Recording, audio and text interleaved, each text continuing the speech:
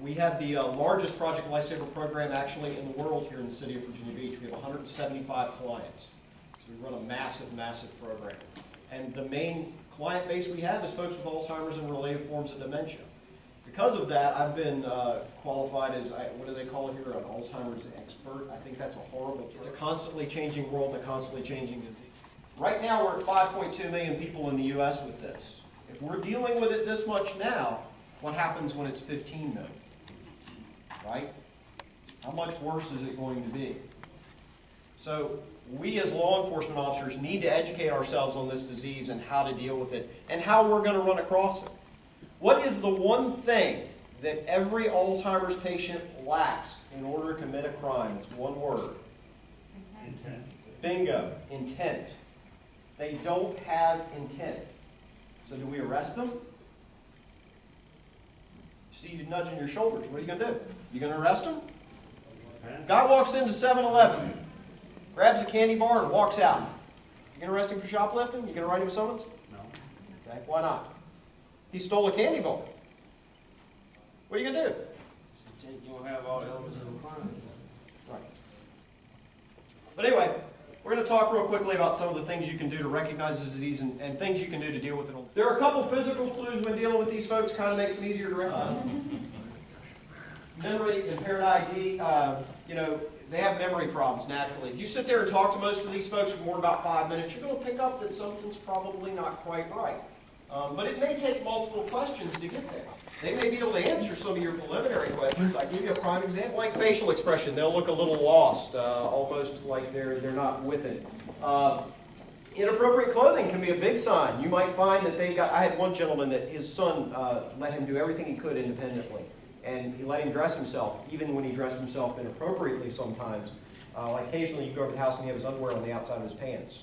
Or he'd have 3 or 4 dress shirts on. That was one of his typical things. He put on several dress shirts, and he'd button them all up and then put a sweater on top of it. But you'd see the 3 or 4 collars sitting under there. Age can be a determining factor as well.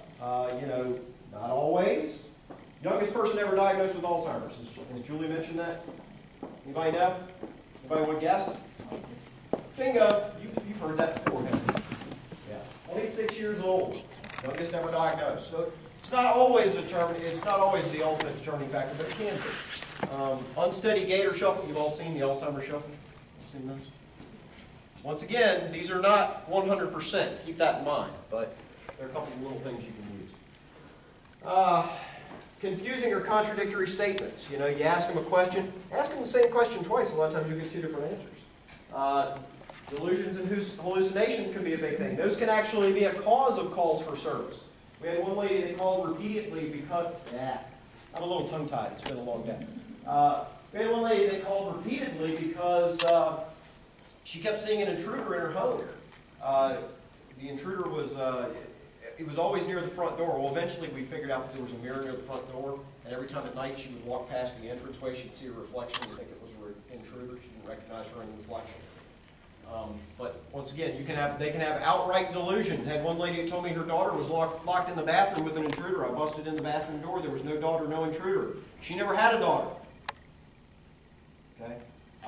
Talking to dead relatives. Seen that quite a bit.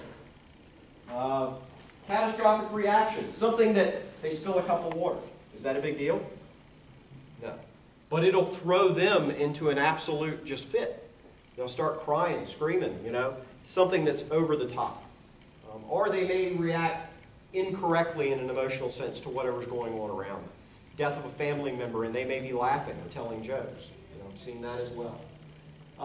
Forgetful. Naturally, they have dementia. That's part of it. Forgetful, right? Disoriented and lost. That's a big thing. That's one of the most time-consuming, most resource-consuming problems that we as law enforcement deal with these folks. Right? Wandering. Lost people. Everybody, how many people here are local to the Hampton Roads area? Yeah, Mary Butts, 5.5 days. Statistically, she should have been dead. I'll tell you right now. The statistics say after 72 hours, maximum survival, 24%. That's after 72. It goes down drastically after that. She was gone for 5.5 days. 100-degree heat? What's that? No, those were warm days. Those were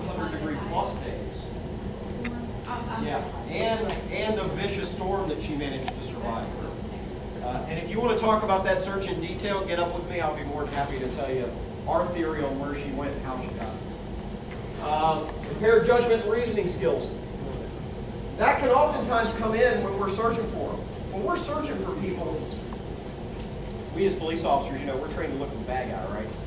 So we tend to look for lost people the same way, I've noticed.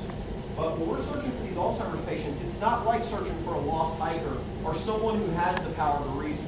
Most of us, if we found ourselves wandering through the woods and we fell down into a water-filled, mud-filled, briar-filled ditch, what would we do? Get out. Get out, right? If you couldn't get out, what would you do? Scream for help, right? Let's say nobody heard you. If you heard somebody come by calling your name, what would you do?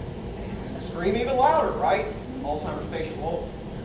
Oftentimes they'll lay in that ditch until they die. That's exactly what Mary Butts was going to do. Let me tell you. She got herself caught in a set of briar bushes.